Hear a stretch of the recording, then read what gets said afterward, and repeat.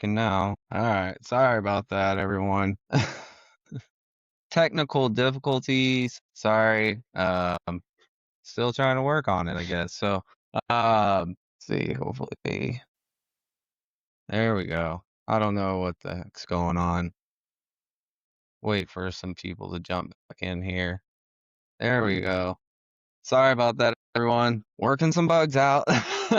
My bad, man. So this is the Dwarf Podcast. Sorry. I'm Dallas Patterson, your host of the Dwarf Podcast. And we have an awesome show tonight. We have a special guest joining us, Chad Matthias, owner, designer, and fabricator behind the Legacy chassis. Chad has built a championship-winning Dwarf car chassis and continues a legacy by inspired by the legendary car builder Todd Dameron, who we lost a few years back. Tonight we're going to be talking about chassis designs, race winning philosophies, shop life, innovation, and the future of Dwarf car racing. Whether you're a racer, a chassis builder, or just a fan of the sport, I'm glad you're tuning in. So yeah, let's get right into it and bring in the man. What's up, brother? How are you? How's it going? Better now that it's actually working. So I don't know what the heck is going on. It was saying Do like, you have the blue screen of death? yeah, I was like, no. I was like, the opening was so good too. So, guys, everyone, this is Chad Matthias. He is the owner of Legacy Chassis. Where are y'all located at? Petaluma, California. Petaluma. So actually, I'm fifth generation here. So Jeez. born into the California ways, but we're up in the north, so we don't typically follow the stereotypical California ways of life. Right. So, did your family grow up into racing, or how'd that start? Yeah. So I mean, my mom would take us down to the races, and we'd watch my grandfather, her father, Mm-hmm. and I should actually say I did not get to see my grandfather race, but we watched his best friend. Gotcha. My mom grew up around it, watching and racing in the Powder Puff back in the day. I was not born early enough to be able to see my grandpa Charlie race, but we did get to see his best friend, and it was a family event. We'd always go down to Petaluma Speedway. Mm-hmm. My grandfather and my mom and my aunt and obviously my grandmother, they lived in Santa Benicia and drove up to Petaluma to race. And they actually there were so many cars that had interest that they started the West Coast NASCAR, and that's where okay. the 9 came from. Really? So That's and awesome. he was a 9N. Really? That's awesome. But me growing up, I watched our Uncle Jack. It was a what do they call it? A coattail uncle. Yeah. Wasn't blood, but right. it was so close. He was so close to the family that we would go out there and watch him. And he raced. I don't want to put a number on it, but he raced well into I would say his 50s and 60s. Really? In the late models, until the late models started dying off. Yeah. And then and ironically, at the track is where I'd see the other families, and roundabout way, I was watching my now wife's aunt and uncle race and compete in the foreign stock, in their Volkswagen Bugs and Well, there you whatnot. go. I grew up around watching the Volkswagen Bug. There's a track not too far from our house that, man, those things were awesome to watch. Actually, I loved watching Yeah. them. They weren't the That was actually fastest, but man, you knew they were out there because they were so loud. shit. Her aunt, Lily Campanile, she actually won over John multiple times and everyone else in Really? the series. So No way. it was fun to root on for I would say the underdog, Yeah. and then for them to come and make their way up through the ranks and That's cool. beat everyone was pretty cool. That's cool. And then later in life, obviously, it skipped a generation. My mom did not race, but my younger brother did, and that was our introduction into the pit side of everything. It was my brother racing. When he started, it was the super stocks. Yeah. Mm-hmm. And honestly, it was supposed to be the hobby stocks. And we were entry level cars. My dad built the motors. It was all a family event. And we got down there and the rules changed that year and they Yeah. created the super stock. So there was no real entry level. So my brother, my dad, we all kind of stepped it up and invested a lot into that. And a few years into that, my brother gave me a birthday present, and that was a hot lap his car. Yeah. Mind you, I've never. So here I am, 30 years old. I'd never been in a car. I never drove a motorcycle. I never did anything. Right. I loved street. I don't want to say street racing, but I loved my street car. I love going fast and whatnot. So I was all game. As a kid, uh, I was probably the wild one of the three of us. That was me too. And Yeah. yeah, Always doing the stupid stuff. yeah. And so then I got in my brother's car for hot laps and never looked back. Yeah. That was literally the intro into it. Was technically it was the spring before that season. My parents got us a experience at Stockton Speedway. Really. And I was driving door to door, and my brother ended up getting by me, or not by me, but staying out in front of me and beating for sure, dominantly, I should say. And that's when he said, "Hey, you're not that bad. You wanna hot lap my car?" There you go. And my dad, he wanted me to get a super stock also. He was like, "Let's get two." Yeah. And that way we have everything. I was like, if I get into it, I think I want to get into a dwarf car. Yeah. Yeah. And lo and behold, I ended up going over to a friend's house, and someone that I looked up to, he won a championship and everything, and we were talking. He just bought a house, and we were checking out his ranch and the property. It was really cool. Really proud of him and everything. And he's like, "Want to check out the race car?" I'm like, "Yeah, Yeah, of course. And we were in the trailer, and this is how green I was. The pins on the doors. Yeah. Some people put the pins on the doors, and he was like, "Hop in." So I pulled the pins on the doors for the hinges. Yeah, door fell out. He goes, "No. There's a handle." You open. I was like, "Oh, okay." That's good. Heck yeah. I ended up asking him. I was like, "Oh," because he said something about selling it because the property he needed a septic system and this and that. And he's like, "Yeah, I'm selling it. I'm just trying to find the right person and everything." And I kind of got depressed. I was like, "Oh, okay. Like that sounds cool, whatever." And he's like, "Don't be so depressed. The person I'm thinking about selling it to is you." There you go. And so my mom helped me out. My mom and dad helped me out, and we ended up putting the money together and buying it. And that was the beginning of my dwarf car There career. you go. What chassis was it? It was a M&M chassis. And it had some heritage and lineage. Yeah. And Adam Johnson owned it, and then Mark Ramirez owned it. It was a multi-championship car. It had a blown motor, and I took the motor to a local guy. I did not know to just buy a motor out of a bike or something like that. Yeah. And so I took it to a local shop and Right. had it rebuilt for way more than I needed to invest into a hurt motor. That's the way it goes though. Sometimes you start getting into it, you're like, I need to put more into it. You know what I mean? That's awesome. And my dad rebuilding his own motors with my brother, he said, "Wow, this is pretty expensive to rebuild such a tiny motor." And I ended up blowing it in 2 races. Really? Yeah. No and way. Oh. So I took that was 2012. So I had 2 races under my belt.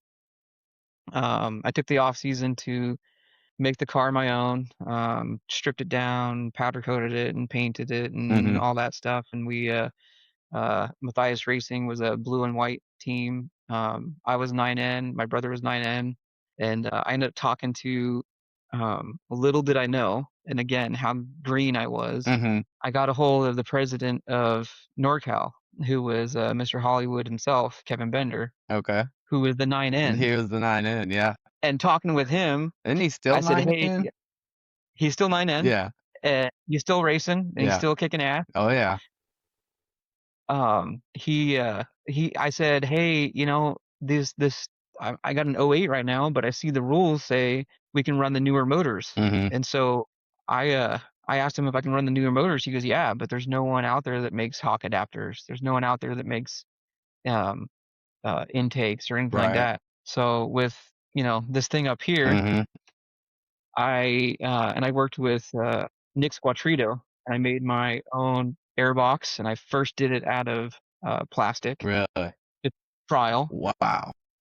and he helped me cut he cut, I think I want to say it was a half-inch piece of epoxy, Mm-hmm. and he cut it down, had it milled down, and I made my own airbox, and then I CNC um, printed 3D printed my own velocity stacks, Really? and this was back in the off season between 2012 and 2013. That's probably about the same time Rawson was doing his stuff, right? Somewhere around there. Yeah, Yeah. but at the time he didn't have something that worked with the newer motors, Mm-hmm. the newer Gixxers, because the Gotcha. newer Gixxers didn't have four round ports to be able Mm-hmm. to put the stacks on. Right. You to bolt your airbox to the throttle body. Yeah. Yep. And then for clearances and stuff, I designed a little offset stack that went between the throttle body and, honestly, I probably should have just went with stock.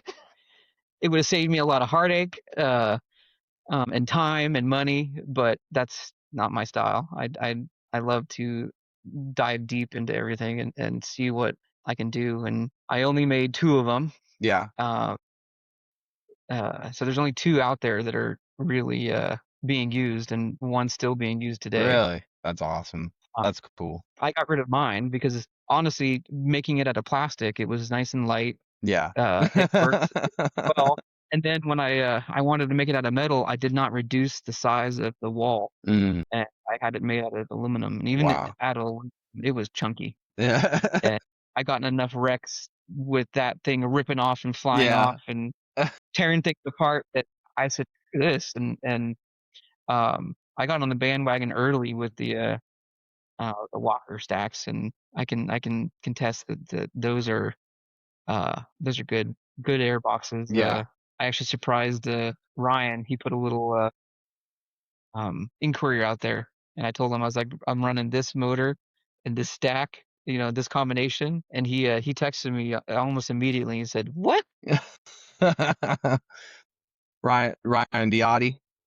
Ryan Diotti, yeah. Yeah. Yeah. I like we got going, but again, you have to on the newer Gixxers, you have to have a some kind of separator there on the throttle bodies to be able to avoid any kind of collision with the injectors. Gotcha. Gotcha.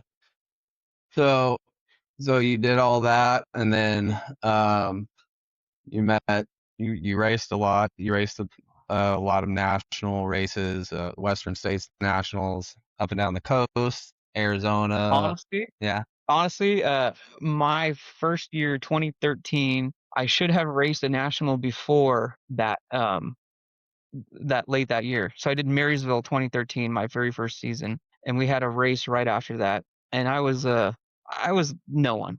I entered the Sportsman. It's my one and only time entering the Sportsman, and coming back from Marysville, I learned a lot. I mean, Sportsman's no joke. Yeah.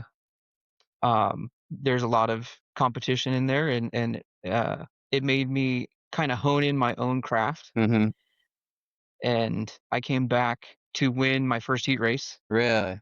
at the next local race.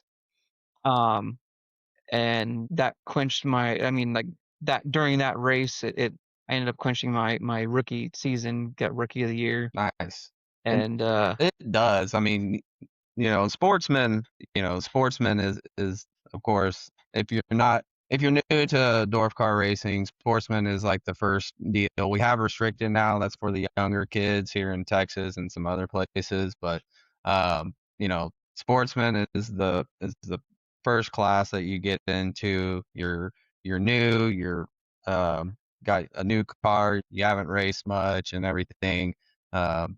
Colton did it last year with the Central States and traveling all over and everything, winning a lot of races. He also did it the year before, and of course he was going up against Merrick, and Merrick, he's a he's a young gun shoe, that's for sure. He is.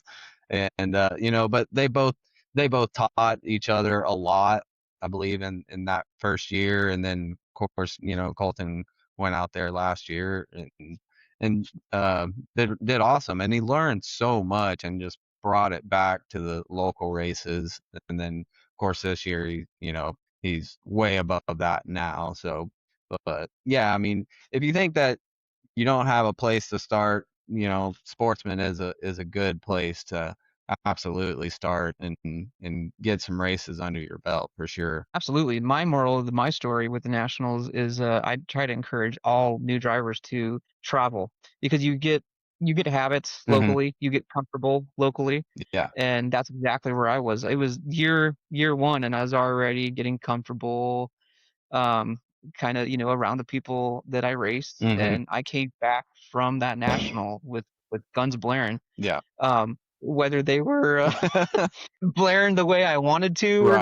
not, where it was a different story. But Yeah. I felt very confident coming back from a national That's a and big thing, racing. is confidence. You know what I mean? Yeah, You do good at a national event, especially Western states, sportsmen and vet and pros, of course. Yeah, you do good there, and you're doing something, because there's no slouches in any of those classes. And it's changed over the last few years. Back then you probably had 3 or 4 guys that you're really competing with, and those separate classes. Now the whole field's usually pretty fast. Sportsmen, you have brand new guys, of course, but you still have those handful of guys that you're competing against, that are guys and fast. girls. Back when I did it, it was Silly Dilly that Really? he was winning everything. Yeah. That's awesome. So, but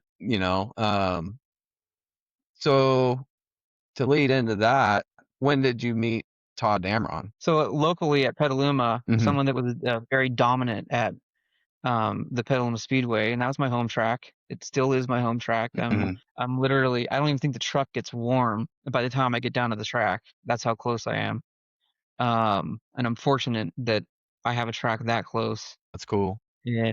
Mr. Dave Mosier, he had a hot rod, Oh, uh, an HRT, hot rod by Todd. yeah. And he dominated Uh, Petaluma. And I just looked up to him like, man, like I want to be Mr. Mosier when I'm older. yeah.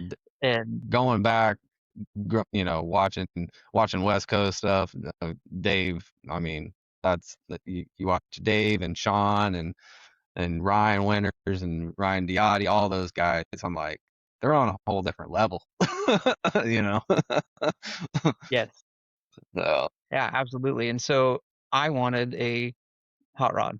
I wanted one of Todd's cars, yeah. and because I looked at Dave as a someone to look up to, Hmm. and uh, then I met Todd at Marysville, and he only made a few cars, Right. and he kind of picked and chose who he made for. So I felt very honored that he built a car for me. That's awesome. And the year that he built it, or the year that he said yes, and I committed and everything, Hmm. I came off of a nasty wreck, Hmm. and he was actually there, Right. and Matt Sargent was there. And Hmm. Matt Sargent was one of the first people on scene when I wrecked. It was nasty. Right. I bicycled so hard. I set it down, and then the car literally just went into the turn four wall. No. I had a grease or rear end oil because it was a 10 bolt floater. Hmm. So I had a 35-foot flames coming out of the back of my car. I never posted my in-car GoPro, Hmm. uh, but you hear me ask the officials, "Do I have to get out?" Uh, and my wife said in my voice. I mean, she knows me. She said in my voice, the way I said it, I was looped, like I was loopy. I was not in the right mind, and all I remember is seeing what I thought was the lights of the safety crews Mhm. flashing on the roof of my car, Mhm. and it was actually the flames. Really? And No then way. Kyle DeGrazia, Whoa. one of the safety crew, he drove from turn two, I want to say, drove over and picked me out of the car. Really? As I was coming out of the driver's door because I was on my side. As I was coming out of the driver's door, he picked me up like a little kid, ripped me out of the car. Oh man, I can't even Uh, imagine. and then when he carried me probably 20, 30 feet away from the car, and I turned around and looked, and I was like, oh shit, my car. That's crazy. I didn't think about, my family, my wife, the Yeah. people watching, Right. I didn't think about any of that. Right. I was fine. Yeah. I survived. Like this, oh, Yeah. I'm good. I'm good. Yep. And come to find out, like I was in the car for 41 seconds No way. on fire. That's And wild. Dang, that's a long. coming off Yeah. of that, I and then meeting Todd, he said, "You got some resilience," because I came back the next week Hmm. after that happened in my car and took I think third place. Really. And That's yeah, pretty. and That's and awesome. That is and meeting resilient. That's him, for sure. I don't think I. yeah. I don't think I would have been in the car for a little bit. And I asked him for a Vicky, and we were talking about it. He goes, "No one's ever asked me for a Vicky, and the Yeah. one year that you want a Vicky, someone else wants a Vicky." Really. And Eric Weisler and I have sister cars. Okay. Yeah. And I see Kylie, her message. I remember Yeah. sitting in the car being built around me because we were the same The size same height. and same height. My wife and I, we drove down in our little Ford Fiesta down to Vegas with the whole car, essentially the parts. Hmm. He allowed me to buy the parts and bring them to him. Right. He goes, "Hey, you need this, you need this, you need this." Hmm. And I try to do it on a budget. I try to wait for sales.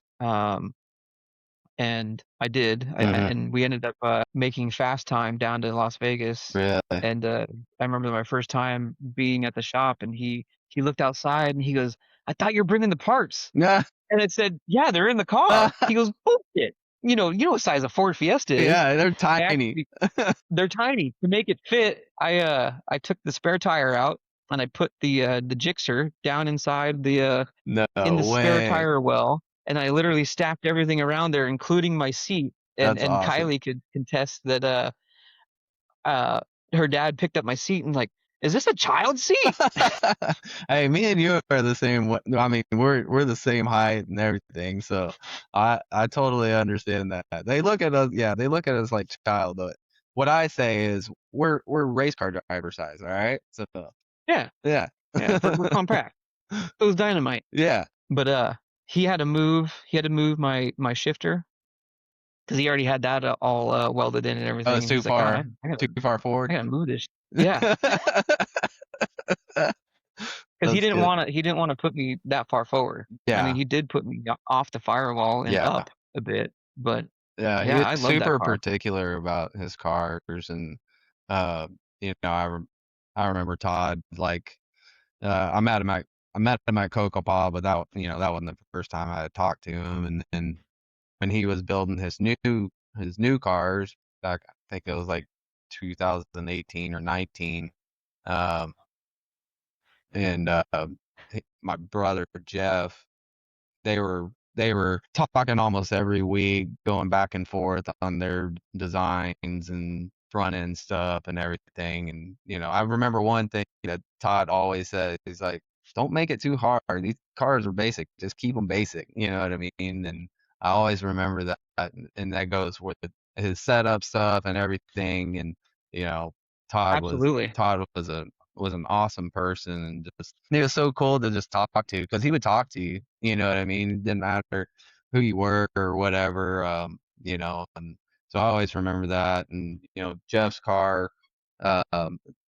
Jeff's car now has a lot of what Todd said. You know what I mean? Todd and Jeff put some ideas into that car too, just as much as Todd put into his car. You know what I mean? So that's real cool. And so, That, you know, I was just actually talking with Cameron about something that kind of mixed into where I was in my life at the time. Mhm. I forget how many years. So it's probably 7 years into my career, and I was the not only running the IT department but doing land surveying. And Todd said, I want to avoid single points of failure. Mhm. You can't win something if you end up having a failure Right. due to mechanical. Right. So that Mhm. really stuck with me because I was able to. That's a saying, a single point of failure in IT. Mhm. You always have a backup and a failover. Right. Uh, and no one goes to IT when things are going smooth. Mhm. So Yeah. they always go when things are going awry. Yeah. I could have used some IT guys earlier. Just just a little bit. But Trouble yeah. was we. Yep. Yeah. We're working it out. We're working it out. Yeah, So, but you'll get it. yeah, Todd was a good dude, and I remember because we were bringing we had just designed a brand new leader chassis and made it Western States spec and everything. It was the first Western States uh, built leader, and that's why I was talking to Todd and Frank and everybody about it. And so we take it to Cocoa Pod, and of course there was things that we had to change at the track, bumper heights and whatnot. And but I remember seeing when Todd's I think, let's see, I know Glenn had one, and maybe you, and then I remember Yeah, I seeing had Joe Frocks because we were pitted next to Joe and all of y'all basically. And I just went over truck. to look at Joe's, and I'm like, dude, this car is is nice. It was so nice, and I'm like, this is where Dwarf cars are going. You know what I mean? Of course, Joe And always. Joe's didn't start out as a hot rod. He actually he got in a bad enough wreck that Todd ended up fixing it and putting a lot of his stuff into that Hmm. truck. Yeah. Yeah. I mean, he, of course, he made Joe always had the truck, you know what I mean? And I was a truck guy too. You're a truck guy as well. And, I always liked the truck bodies. I don't know why. They look cool. But then he made the sedan, and I'm like, man, that thing it's just so different looking. And it was a beautiful car. I was like, man, this thing's going to go fast. You know what I mean? So, I remember those cars absolutely, and those were pretty much the last ones that he built, correct? The four tutors are the last four he'd built, Yeah. and Mhm. Yeah. that was the off season between 19 and 20. Mhm. Gotcha. The craftsmanship and everything that he had, he invited me. It was more like you need to experience this Mhm. because I brought my car to him after winning the championship in uh, 2016. I brought my car to him, and he did a spa day at on Penny Lane. Yeah. Um, Actually, it was an off season, small off season, and he redid it. He asked me, he's like, "Do you want it reskinned?" I said, "Yeah, might as well. Let's go with new skins because they get beat up and everything." Mhm. But I think it was 2018, 2019 that I went there to the shop and spent a week each year, each off season, and learned a lot from him. Right. 2019 or 2018, I think my dad came and we had a hell of a time. Even my dad at the time he was in his late 60s, and even he's like, I'm learning something. Yeah. And I have a philosophy of every day is a day to learn. Um, and you got to look for where you can learn, Yeah. and what you Absolutely. retain. That's that's depends on what you have going on. Yeah. Uh, And Todd had a lot of he had a lot of good teacher in him, and he knew how to talk racing and everything basically to make you understand it. You know what I mean? It yeah, wasn't anything, no special lingo or anything. He just got down to the point, and he didn't BS you at all. That's not the way Todd was. So lowest common denominator. He was able to. like you said, break it down. Hmm. And that's the other area that I really liked with him because I was able to do that in my profession with IT. Right. I was able to break that down to where I didn't have to talk anything fancy, just to tell it how it is, Yeah, and exactly. people understand, and it actually sticks with people better because you start going over their head, and they won't understand the intricacies of what you're trying to say, and the Right. special lingo amongst within your profession or whatever. Hmm. Because he was the same way with the cars and Yeah. setup and keeping it simple. And Adam that was said, my Adam said, don't forget about Goldenrod. I don't think anybody can forget about the Goldenrod because that was the coolest car out there. so cool. That car won a So cool. lot of races. That That's actually what Sargent was racing when I caught on fire. He was driving the Goldenrod, and he was the first person at my car really, with his fire extinguisher out of his car. So I mean, I got to thank him for a lot of that. yeah, You that's know, awesome. So, so, Todd passed away. He had, you know, he had cars out there and everything.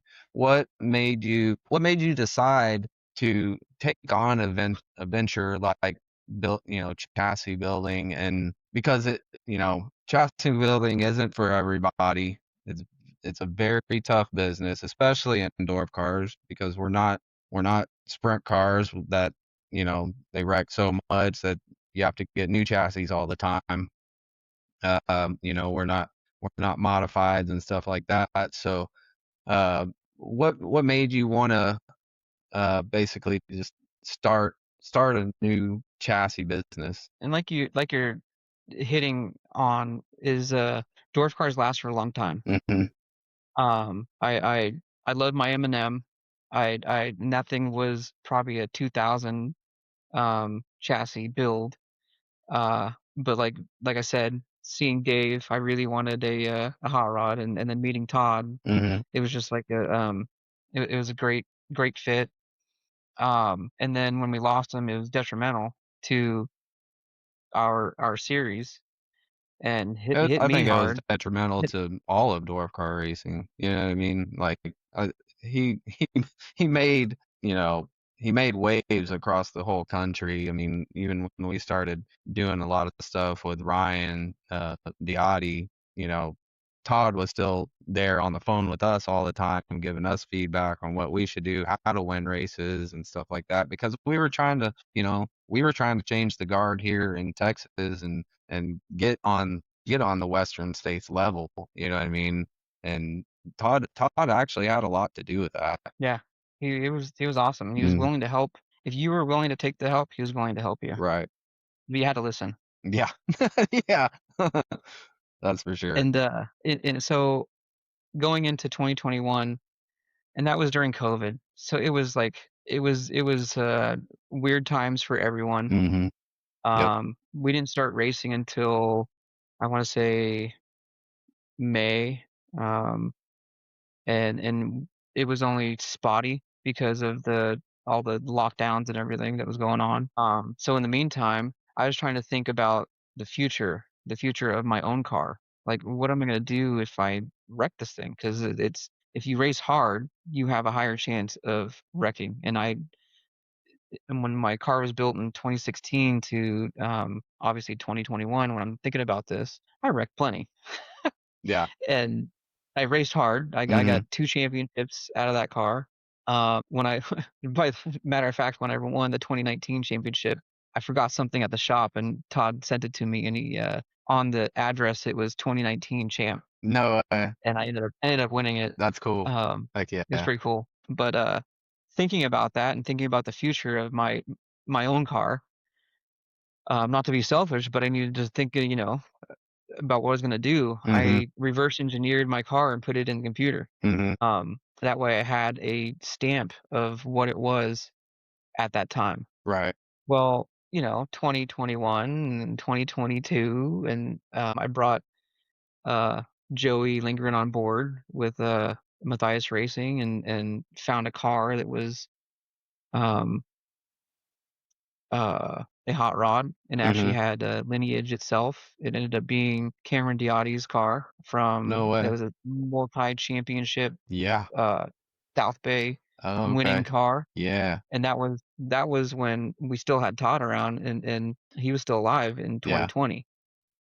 And he was the one who facilitated it. He said you know, Tim Fitzpatrick's getting out, like he wants to sell his second car, Mm-hmm. and it happens to this one. Yeah. And not he didn't finish his sentence, and I said I wanted it. Yeah.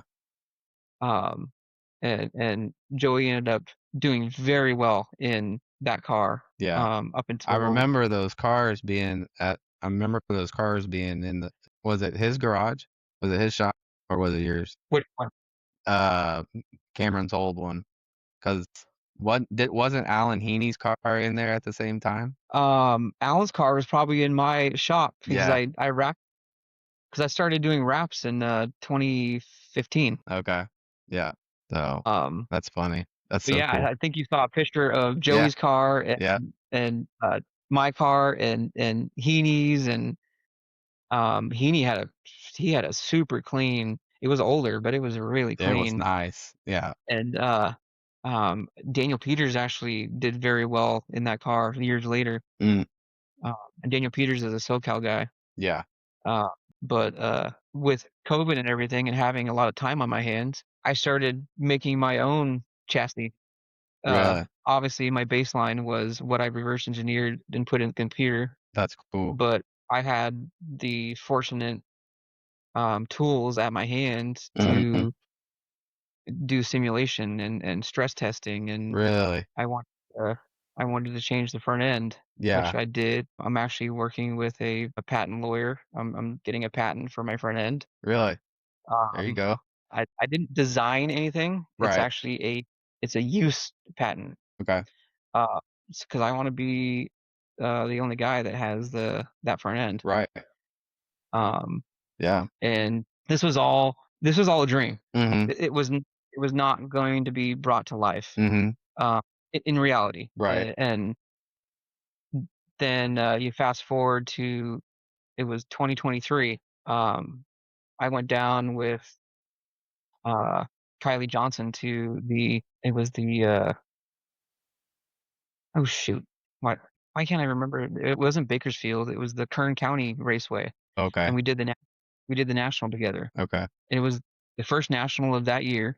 Car was pristine. I had my wrap done on it, and Joey was red, I was blue. Mm-hmm. Joey didn't want to make the trip, so it was fine. I said, "You stay home," and Kylie ended up coming down with me. The I had a nasty wreck Mm-hmm. that I hit a rut that I hit the rut multiple times before, but the high line was just where my car was working, Mm-hmm. and I'd drive through the rut and it was Right. fine, but it was just that one time that Mm-hmm. it literally picked my car up and flung me at the wall. Really. And it was the only time, and I used to give shit about Danica, letting go of the steering wheel and Yeah. grabbing her, whatever. And I swear, that was the first time when I hit that wall, I felt cracks in my neck, Yeah. and I immediately let go of the steering wheel and I pinned my head Yeah.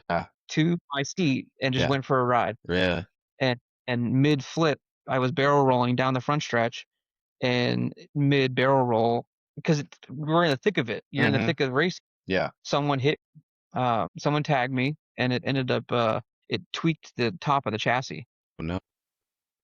And I go back to I brought up the CAD file and Yeah. was looking at, and I said, everything that's important, like doors Mm-hmm. down, suspension, all the pickup points, everything was straight. Yeah. It was just that hit mid air that twisted the chassis. Really. And I raced so that was 23. I raced the next Petaluma race and won it.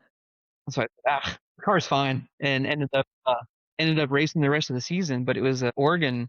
I had a new rack in my car, and at the Oregon race, I ended up tangled up in a wreck, and I went high, barely clipped. Like one of those wrecks where you're like, oh, I'm gonna miss it, and Oh, you yeah. go up high, Yep.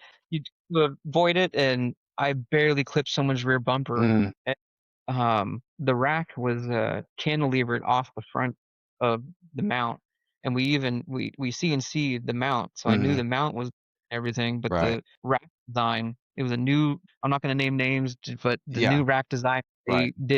they got rid of the third leg, so they got rid of a little bit of the rigidity, Right. and your mounting points were actually, so like if this was the main rack, Hmm. your mounting were cantilevered off the Right. side of the, Okay. and it broke both my mounts, Wow. ripped the rack out of the side of the car. Whoa. In the process, it was a little tight. I was running my front brake. It severed my brake line, so I had no steering, Nah. no brake. I could either gas up or pray that no one hits me, and I got annihilated. Really? So unfortunately, that was the end of my car's life. Yeah. I took it home and really had a heart to heart with the wife and the family, and Yeah. that was before Marysville. I ended up racing it the rest of the season, all twisted up. Yeah. I my suspension, my front end. If you looked at it, it was Yeah. it was gnarly. Yeah. Ironically, it was still competitive, Yeah. but Rex it, will Rex can. I've been, you probably, a lot of people on here have probably seen my wreck 15 feet in the air. It's not fun, and it's ultimately part of what we do, of course, and but what you can do is take that information back and ultimately make, for a chassis builder, make it better. You know what I mean? It sounds like that's what you pretty much did, right? well, and it is what I did because Joey's wreck in 2021 in Quincy, Hmm. he actually broke his neck. Uh, His dad told me that a couple weeks yeah, ago. Yeah. so his seat position or seat mount, Hmm. typical is two in the front, two in the top back. Right. And his seat failed at the back, like his butt. Mm, Essentially, his seat really? went like this, No way. and you have that kind of movement. Yeah. You loosen your seat belts are loosened, and Hmm. your Hans device is only as good as how tight your seat belts are. Right. Yep. So that's one thing I did implement with my cars is I have two mounting points on the left of the seat, Hmm. two mounting points on the right of the seat, Hmm. and two mounting points on the top back of the seat. And typically seats have purposefully built mounting points. Right. Now, if your seat doesn't match up with where the mounting points are on my car, I build a sturdy bracket off of mine as a secondary. Right. And that's Uh, and that's that's kind of that's one of the reasons why I wanted you to jump on here is, that's safety innovation and in a new chassis, um that I believe that, safety goes a long way. I know in my wreck, when I flipped, I came basically 15 feet in the air, and the first initial hit back down to the track was straight down, you know. And I I mean, remember that wreck. I It was went nasty. so it compacted so fast, and with all the G forces and the hit to the track, I went forward, and the whole chassis went forward. The steering rack and the steering column went back. Basically, hit my face on the steering wheel, broke my Visor. carbon fiber helmet right in the face. But I was ultimately fine. I didn't have no broken bones or didn't have a concussion or anything like that. But stuff like that is what we need in innovation in these cars. You know what I mean? And sounds like Legacy is moving in that direction for our safety. And I mean, I love something like that. That's awesome. And it's unfortunate that wrecks create innovation, and Yeah. I believe the Hans device came from Dale uh Earnhardt. Yeah. Earnhardt. Yeah. Yes. Hmm. Um, and Joey's wreck, thank God he survived, but it was enough to make me think about seating positions, and I actually changed the seating so that my seats don't ever mount to the floor. Right. They're even on the big guys, so Hmm. the floor is a more of a buffer. Gotcha. I mean, because I've heard of guys getting in wrecks where their belly's exposed and they get hit, Hmm. and you need to have some kind of buffer between you and your seat. And if you're Right. hard mounted, Right. that hit's going Yeah. to be Totally right agree. into you. Do you build or your like car? Do you have flat bottom and drop pans in yours? I kind of build one pan, One pan. one style for every car. Gotcha. Now your seat mount is different per Gotcha. driver. Okay. I Gotcha. mean, some guys are really close to that pan, Right. I'd have to say. Yeah. Like I had a 6'5", uh, over 300-pound dude Hmm. in that I just built a car for, and he fits comfortably in the car. That's good. And I had to do very minimal to the car to make that work. Gotcha. And he's got So a 18 and a half. your safety bars are over the belly pan, basically, Yes. the seat pan. Nice. That's Yeah. cool. Yeah.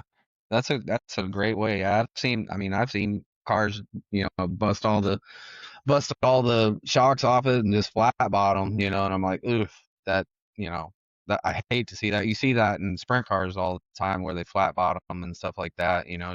Chase Johnson's basically did That's that. actually what I was thinking was Chase's scenario. He just hit right Yeah. to where he had all the safety in the world. Mm-hmm. And he hit right to where that impact Right. put all that pressure right into his spine. I'm really happy to see him walking Walking. though. That's Yes, absolutely. amazing. Absolutely. And so the legacy brand and the cars that you're making, um, let you know, let's just go into it right here.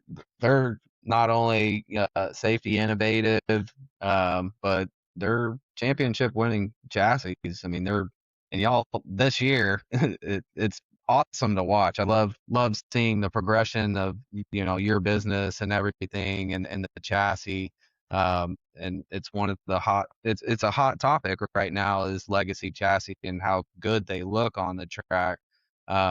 You just talk about like a little bit, like going to different tracks and everything, setup wise. Do y'all change the chassis or the setup very much from track to track, or is it a pretty good baseline everywhere you go? Working with Ryan Diotti, we have a tacky setup, a um, dry setup, Hmm. and then we also have a per driver setup Right. based on driver size, Gotcha. because that's a big factor Hmm. in your center of gravity, Yeah. your roll center.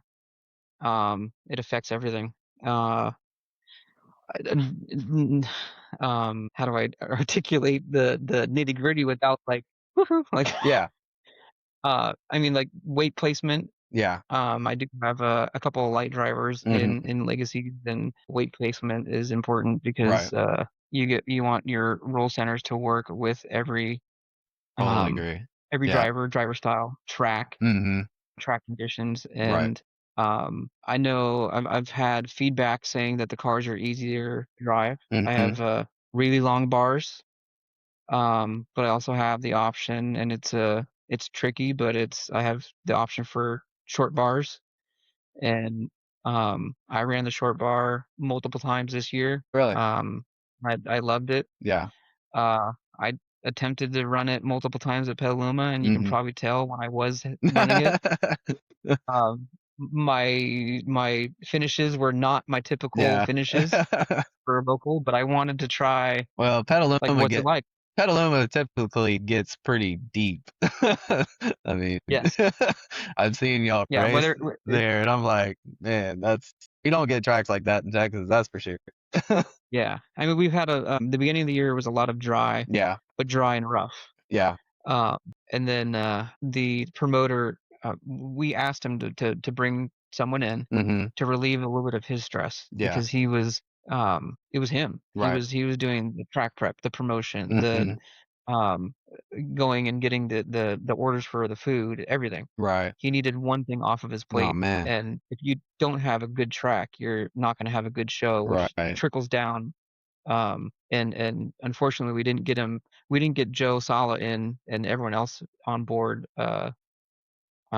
early enough before the national, Right. but he was present. He was there the week before, Hmm.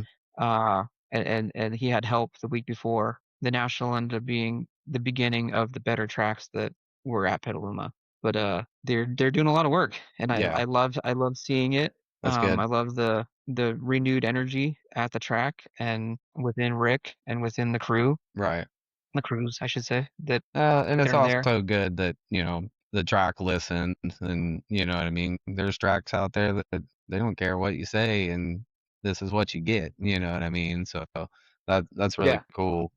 I've always wanted to race that Petaluma. I always heard good things about the track and how it races and everything. All the videos that I've seen look so much fun, you know what I mean? So Even when it's rough, it's still fun. And what's really cool about the track is when it goes dry, mhm, it's so gritty. I yeah, mean, you'll blow the tires in a night, but yeah, it's very gritty. right. Where other tracks that go dry typically it slows us down a lot. Mhm.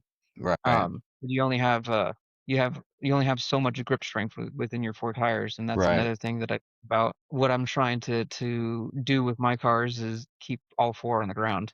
I right. see a lot of people uh, Carrying a tilting little them. bit, Front. yeah, toting. Yeah, Mhm.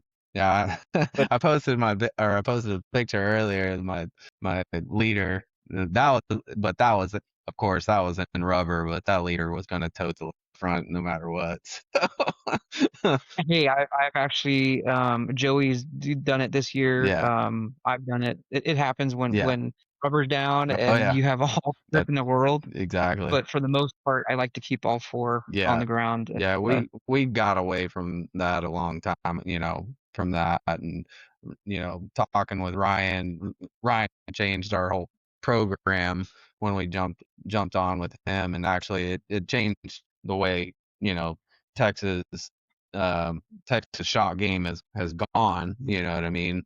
So, yeah, no, that was a long time ago, and the game has changed, you know what I mean? So Was that 2018 when we all came out? yeah, yeah, when y'all whooped our ass, and we got to That's see actually one of my favorite tracks. Waco.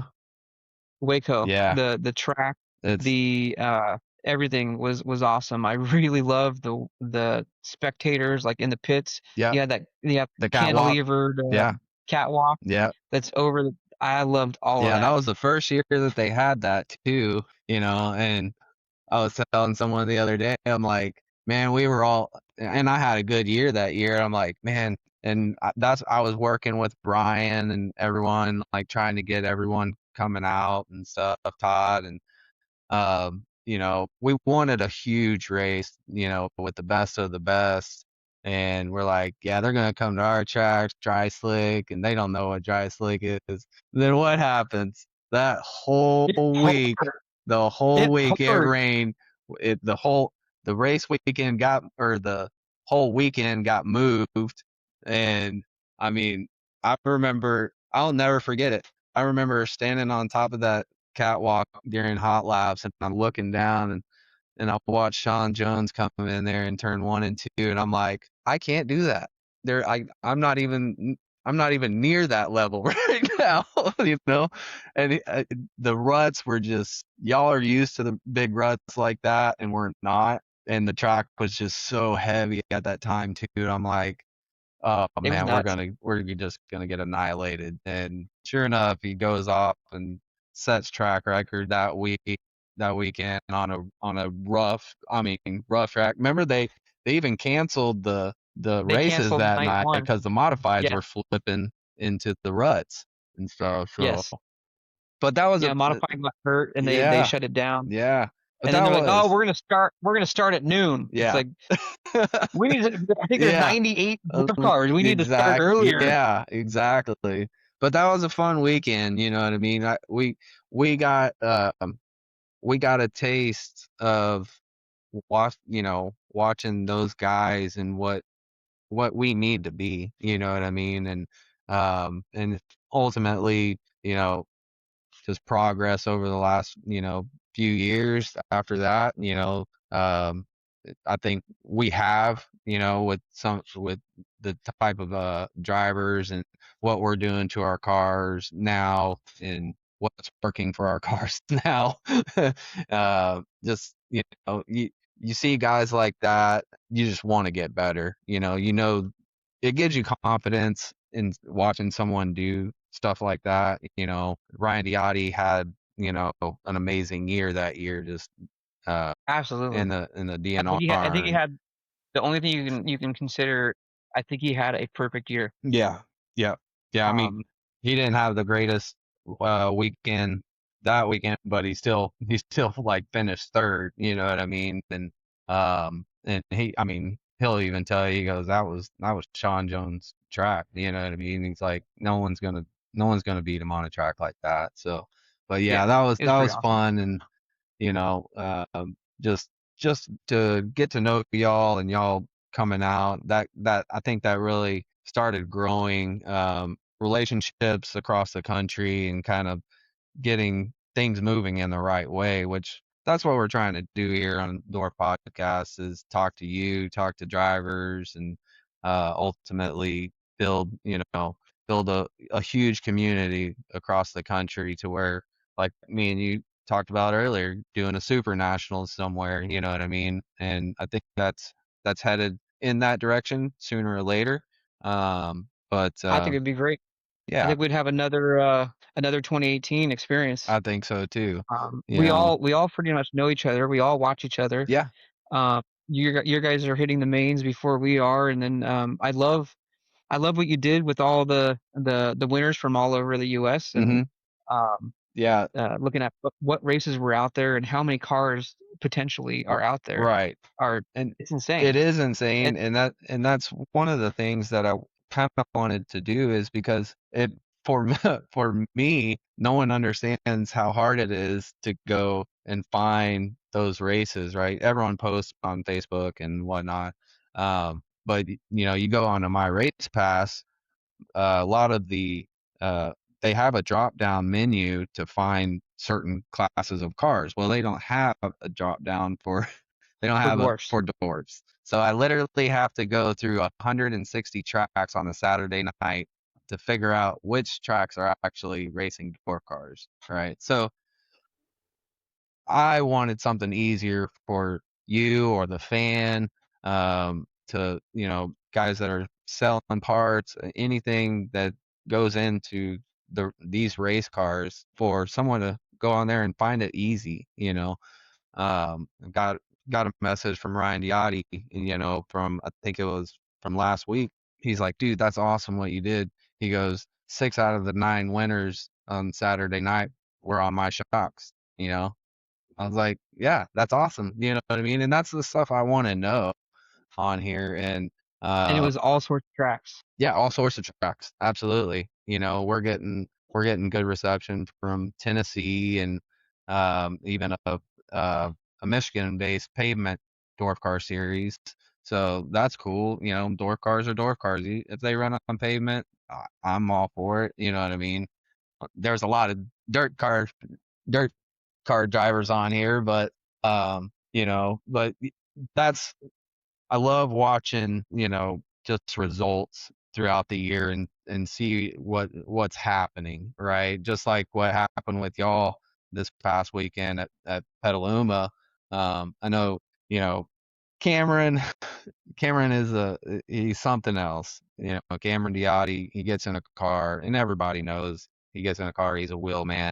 And I'm real excited that you have him and Joey to lean on, and then now you got Chad Groves, that's running one of your cars as well. You have so many good drivers in your cars that you can get um, this feedback back to you, to ultimately just make your cars better, make the setups better, and kind of just bounce ideas off of. Just kind of talk about your drivers that you got in right now. Yeah, feedback is big. Because it allows me to change things, and then I can give feedback to my shop guy, which is Ryan. Yeah. DRI has been there with me since the beginning, Hmm. and we started off with a baseline, and he's like, we got to change some things up, and we changed things the year one, and we've been messing around with some things, shock wise and spring rates and everything, bar angles and whatnot, and I think we're Joey's last year winning multiple races in a row. we said, hey, we're probably never going to do that again. Let's play around this year. And we went probably being that dwarf cars are on a bubble and high horsepower, small wheelbase. When you go too far outside the bubble, it's Right. not going to work. Yeah. Uh, and I see and hear a lot of people doing some different things, and it works for them, but possibly not all the time. And that's where I want to present something and give something that anybody can get in, and Right. it'll be easy. It'll be easy to drive. Put the power on the ground and get the most out of it. I think Uh, that's I think I believe in that like big time, right? Because there's been some cars that I've gotten into and I have to adapt myself to the car and everything. And then my brother Jeff, he worked so hard on his that and made made it so good, you know what I mean? That whenever I jump in that car, I'm like, this is the way it should be.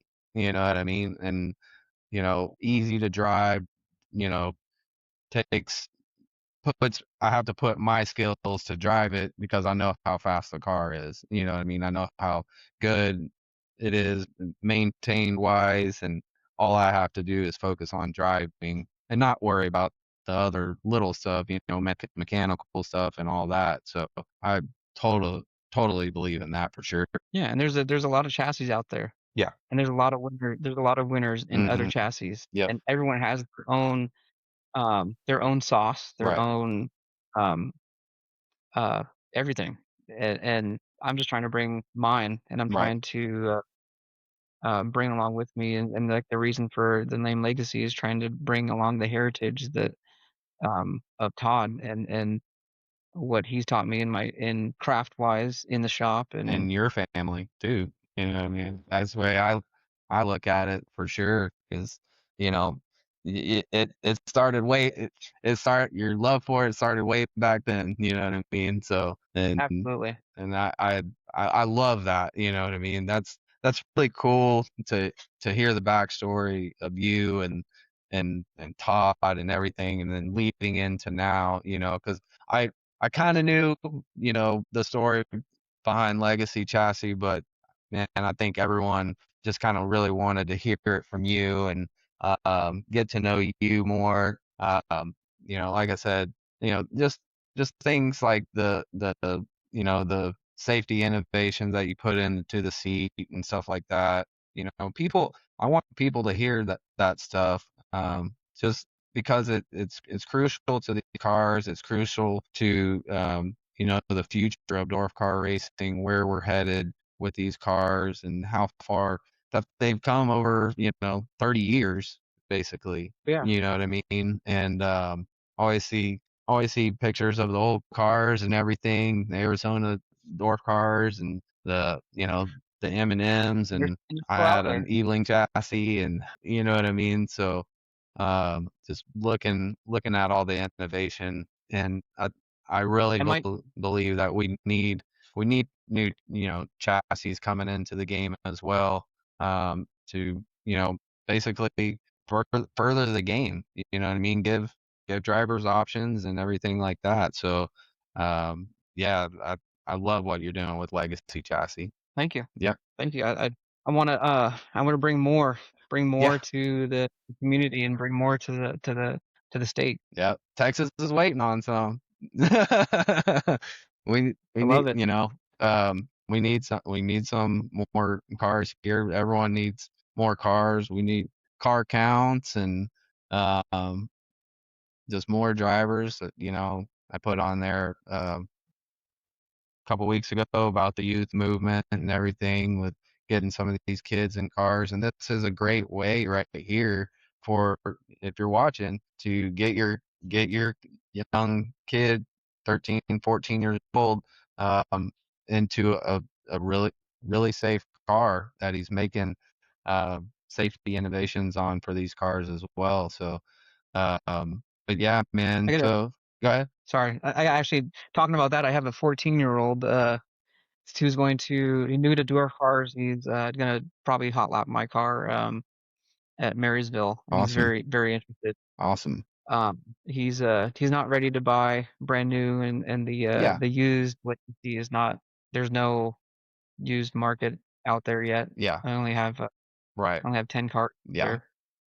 there. But he's eyeing an awesome M&M, and it rates between NorCal and us, and he goes, I just want to race a car. I was like, perfect scenario is you're only a little bit smaller than me. Right. And with my ratchet belt system, he'll be able to lock in and get the experience. Yep.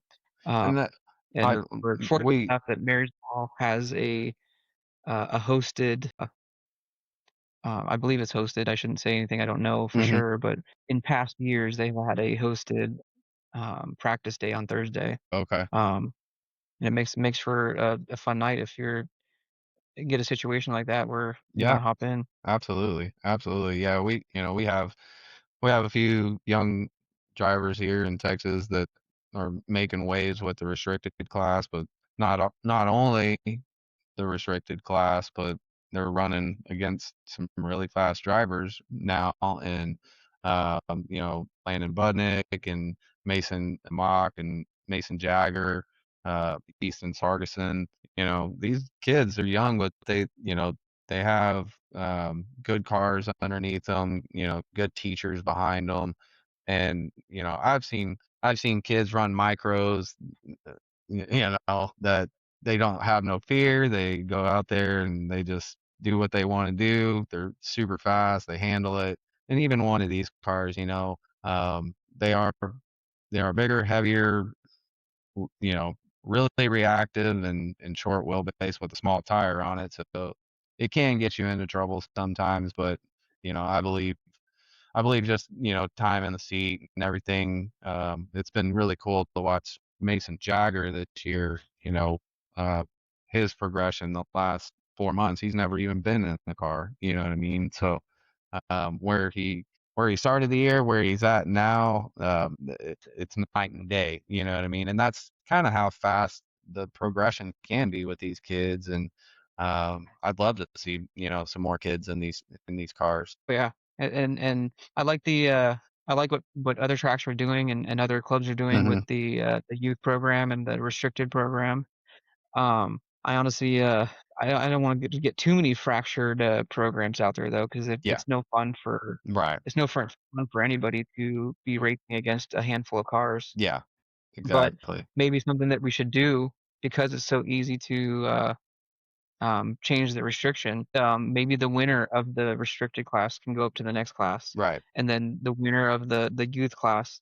There's no reason a 16-year-old can't drive with the rest of us, right. and maybe the winner of that class has a uh, 25th spot Yeah, in the back. right. That then it could be something that would help them. Yeah, yeah. What we've Like I done don't with care. what we've done with Mason Jagger this year is he started basically, you know, any and they were selective about what tracks they were going to put him on at the beginning, and the type of field. If it was a huge field, they would, kind of keep them out. If they knew the competition was really fast and everything at the beginning of the year, and which is, you be smart about it, of course.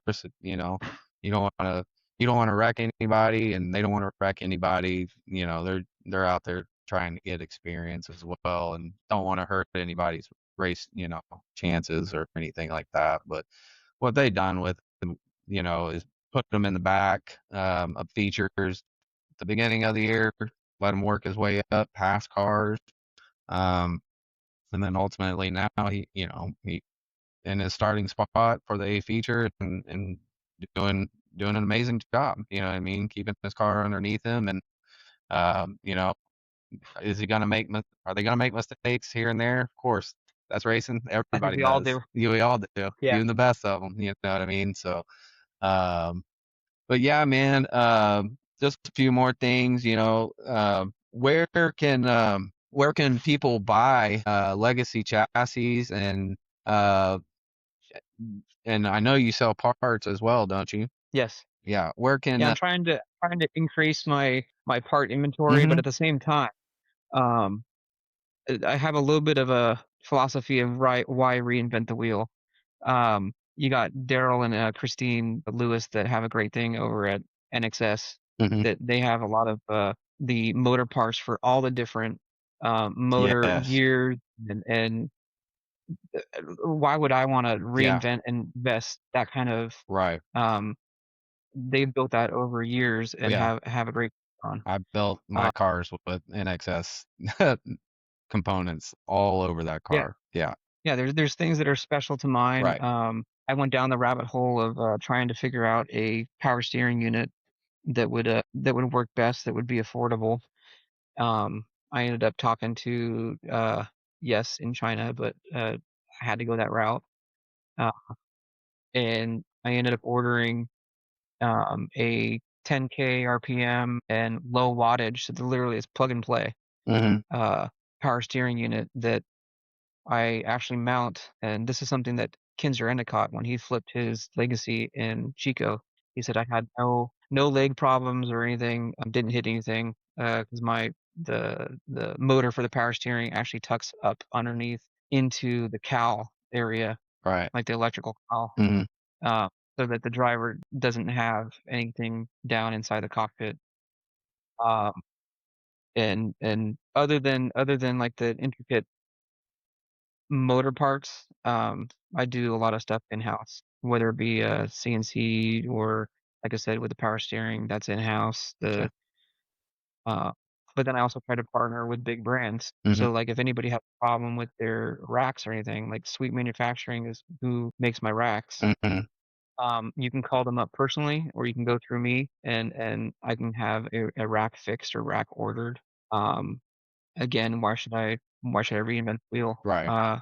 If we don't support these other brands out there, then they're gonna go away Right. also. And then what am I Absolutely. gonna do? Yeah. I'm trying to do my own thing on the website, obviously, but I'm competing against the Speedways, the Amazons, the Walmarts of the Right. world with Yeah. free shipping, low prices, Yeah. sales here and there. But I'm trying to sell and support like Schoenfeld and Yoshimura, and for that's for exhaust. And Right. there's a lot of good products out there that we can use that can bolt on Hmm. to anybody's chassis. Right. Uh, and I tried to build the chassis where it's a little bit more uh, user friendly. Yeah. You don't have to purchase it from me, Right. but I encourage you to purchase it from me Right. because the profit margins are so low Right. that if you're paying $5 to $10 more to get it from me, Yeah. uh, get it from me. Yeah. And it's the same thing with like NXS. You pay a couple more bucks with them Yeah. to ship it out. Right. uh, Support them, Yeah. because if we don't support them, they might go away, Right. and we will be up shit creek Yeah. without And people like we them. need all the players in, we need all the players in dwarf car racing. Keep keep our keep our class and our sport healthy. Yeah, I totally agree with that. We I have, collaborate and buy stuff from M&M, yeah. B&B. Hmm. I was actually my spindles are actually a B&B spindle. I was on the phone with Darren Brent, and I was talking with him about my spindle that I was in the Hmm. middle of working with in CAD, and I shot him a picture, and he said, "That's exactly what I'm Yeah. working with." And I Yeah. said, "What?" Yeah. And he literally shot me a picture of. He was further along than I was. Right. He actually had the product on That's his cool. bench. And I said, "Hey, once again, I don't have the time. I'm only one person. Right. I have a lot up here. Right. I'm not a licensed engineer, but I went to school for many years, and Yep. Totally agree with I that. did Yeah. Of course, Jeffrey PRS, building shocks here in Texas and some other states. He's my brother, but I, you know, I we still have so much respect for Ryan and DRI, and they still work together. You know what I mean? You know, Ryan made the shock nut for Jeff. Jeff had the idea, and Ryan had the 3D printer. He's like, yeah, that's a great idea. You know what I mean? And that's the kind of relationships and community that, that I collaboration. believe that, huh? Collaboration. Absolutely, making our sport better. You know what I mean? And bouncing Well, ideas I off told each Ryan. other. And Yeah, I told Ryan If the same Ryan thing. thinks it's a good idea, it's probably a good idea. You know what I mean? So, but no, that's cool. And so you're doing the website. Do you have And an that's currently my problem, is that it's a lot of it's on me. gotcha? I do the ordering, I do the shipping, I do the website, Do it all. I do the financing, Yeah. the build. To back up a little bit, in 2023 when I wrecked my car, and the family said, pull the trigger. I mean, at least pull the trigger for you and Joey, Yeah. and see what you can do. Right. And Right. I sold my half bubble to a gentleman in Colorado, Mm-hmm. and I took that money and turned it into two cars. And we by so October, I not only designed but made my CNC plasma cutter. Mm-hmm. I was looking at the prices of everything. The plasma cutter I wanted was $35,000, and I'm like, holy Toledo, Wow. this is not sustainable. So I used my noggin, Yeah. and I ended up in my own CNC plasma cutter that does all my rotisserie cuts. So all my notchings on a plasma cutter, and it cuts repeatably, sub millimeter cuts. Um, Awesome. Heck yeah. I'm pretty stoked about that. There's some That's trick cuts that I couldn't do right. with a whole saw. No. I could achieve it with a grinder. Yeah. That is Make doable, but makes your life needed speed on the whole lot easier, doesn't whole lot. it? Yeah. You load the material and then you push play. But One thing I wanted to ask you real quick, just kind of going off of that, do y'all laser cut your body panels, or how do you do that, or they're just all I'm hand? the next car is going to be laser cut. Okay. Now I have to see if it's going to be sustainable or not. That's the only problem. Right. You start outsourcing things, Yeah. and the price goes up. Price goes up. My Yep. CNC laser cutter won't do powder coated, like Mm-hmm. the pre powder coated aluminum. Right.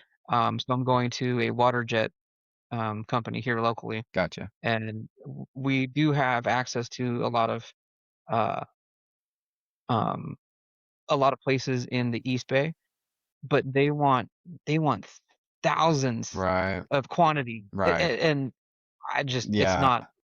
it's not doable. Yeah. I can't. Be like, I just need one set right now. Hey, this guy wants blue, and Yeah. he wants Yeah. it's a sedan, Exactly. Yeah. and then the next guy is gonna want white and a Right. truck. Yeah.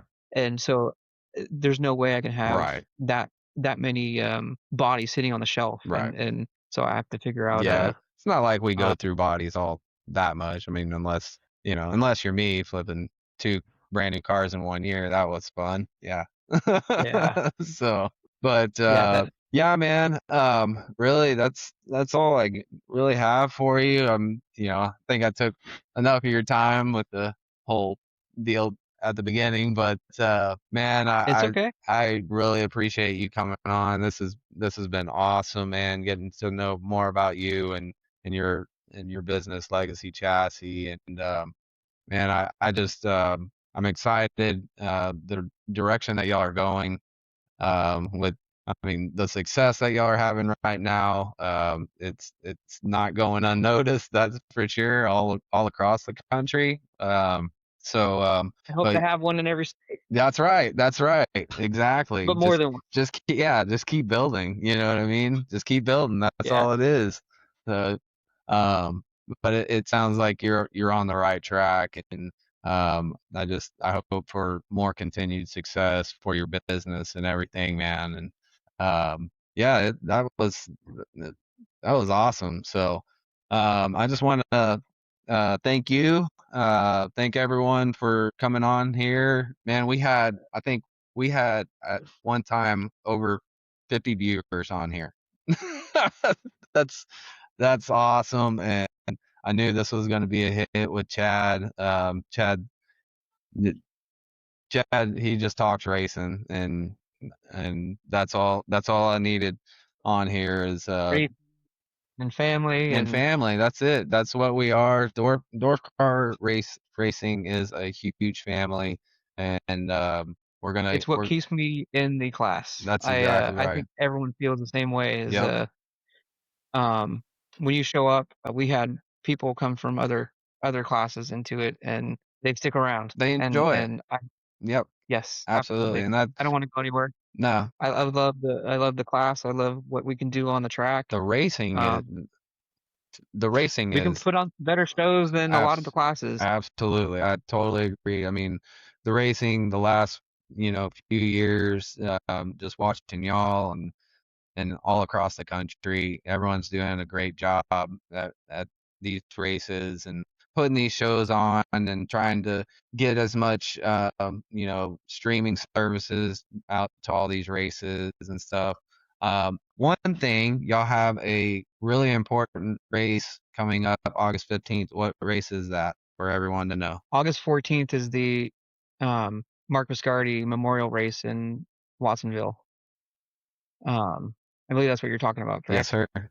Absolutely. Yeah. Yep. Everyone, August 14th. everyone knew Mark, and you built him a car, correct? I built him a car. Being that everything is hand built and whatnot, I thought it was pretty cool that Mark came in and he said, "What else can we do?" And I'm like, "Mark, you're getting a brand new car. What else do you want?" He goes, Yeah. "Well, I've never taken a motor to Ryan. I've always done and supported his shocks, and he took his brand new motor um to look at that guy. You hit the wall so hard in Mojave." Oh, Yeah, I did this year. I hit the wall. Uh, that's kind of a testament to the car too. I ended up racing tenths to six with a car that was bent 9 inches over in the rear. The main cage was fine. yeah. I built the front end and the rear end light on metal Right. for on purpose, Mhm. and it did its job. I was fine. Right. I flew in the wall like no other. But no, but back to Mark's car. He wanted to do it all. He said, "I'm getting older, and this is going to be my last car." And talking with his sister and everything, we all think that he knew something was up, but Yeah. he was being very private about it because Gotcha. he said some things that like you I don't want to say you joke around with, but you joke back Yeah. because there's no way to accept Right. someone saying, "Hey, if I don't make it through this build, Yeah. I want my friend Right. to take this car." Mhm. And it's like, what are you talking about? You've lived Right. through cancer and a heart attack, Yeah. and look at you. You're thinner than you were at those Mhm. times and healthier. And Right. he goes, "Yeah, but I'm getting old." I was like, "Yeah, you're not old." Yeah. And yeah, a week after his 66th birthday, Yeah. it was supposed to be his golden year. Yeah. Um, Man. the 66, Yep. number 66, new car, Yeah. and we had a lot of high expectations, Yeah. and it's unfortunate that we lost him. Right. It is. Yep. Such an animal. He Yeah. So if you're come around Watsonville next weekend, go check out the Mark Biscardi Memorial Race. absolutely. Support it. Go race there. I know we got a lot of big races coming up. Marysville, Cotton Bowl, Central States National next weekend as well. And then also the Todd Dameron Twin 25s at Petaluma. So a lot of big racing going on, a lot of And that's money in to be. October. What's that? I'm sorry, that's in In October, the Twin October. 25s. Exactly. So There's it's a typically at the end of the season for most people. yeah, So if you're in the area, make the truck absolutely. over. Absolutely. Yeah, Two main go. events in one night. I've been preaching on here. Y'all go support these races, get your race cars out of the shop, and go race. Go have some fun. Go go be with the Dwarf Car family. So uh I appreciate what you're doing, Dallas. absolutely. Absolutely. I'm glad to do it. Making waves. This is yeah, Keep it up. absolutely. I sure will. Thank you for having me on. What's that? And thank you for having me on. Absolutely. Absolutely. It was a pleasure having you on. So, everyone, thanks for joining us for another episode on the Dwarf Podcast. A huge thanks to Chad Matthias and Legacy Chassis for spending the time with us tonight. If you enjoyed this, be sure to like, follow, and subscribe. You can also go on and listen on Spotify and YouTube. So we'll see you next time on the Dwarf Podcast. Thank y'all. Have a good night.